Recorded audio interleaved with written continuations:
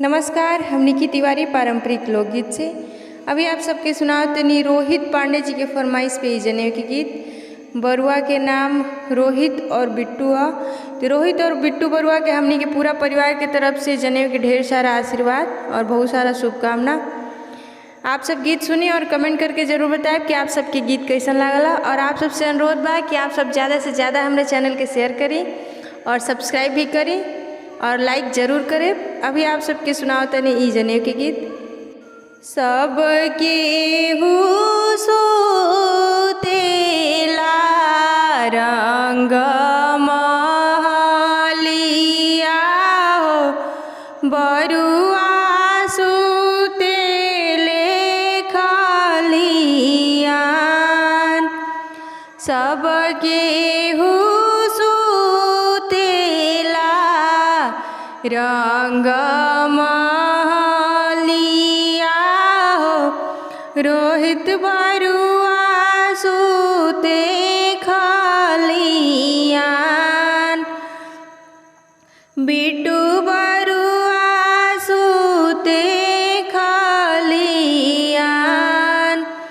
हमरो जानेउआ हमरे जीउत पापा नाही देहब, हमरू सी जइबो नाए पाल।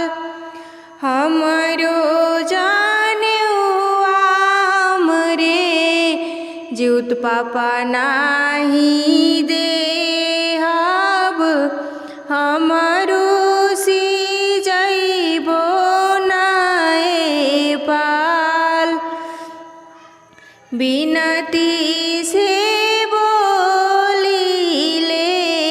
पापा हो जीउत पापा, सुन बाबू बचन हमार।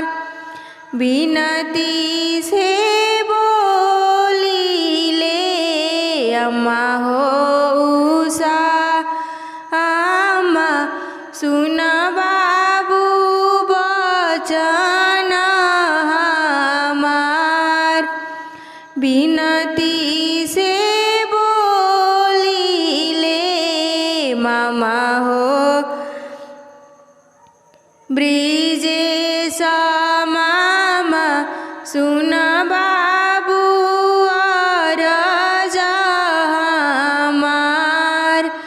तोहरो